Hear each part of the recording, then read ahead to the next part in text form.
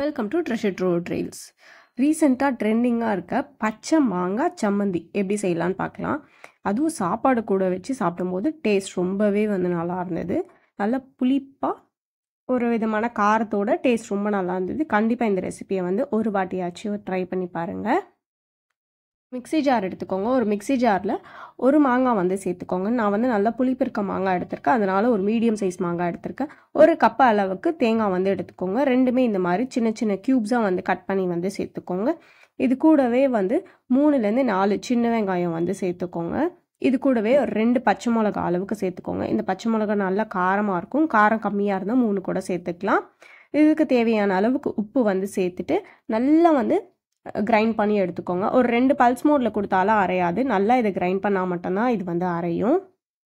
நம்ம அரைச்சி வச்சிருக்க பேஸ்ட்டை ஒரு பவுலுக்கு ட்ரான்ஸ்ஃபர் பண்ணியாச்சு. இதுக்கு எந்த தாளிப்பும் தேவையில்லை. டேஸ்ட் ரொம்ப நல்லா இருந்தது. கண்டிப்பாக இது ஒரு வாட்டியாச்சும் ட்ரை பண்ணி பாருங்கள். கட் பண்ணுறது ரொம்ப சிம்பிளான ஈஸியான ஒரு ரெசிபி. இந்த சம்மந்தியை ரெடி பண்ணி வச்சிடலாம். இது சுட சுட சாதத்தோடு சர்வ் பண்ணி சாப்பிடும்போது டேஸ்ட் ரொம்ப நல்லாயிருக்கும். இந்த வீடியோ உங்களுக்கு பிடிச்சிருந்தா சேனலுக்கு சப்ஸ்கிரைப் பண்ணுங்கள். தேங்க்ஸ் ஃபார் வாட்சிங் அண்ட் கீப் சப்போர்ட்டிங்.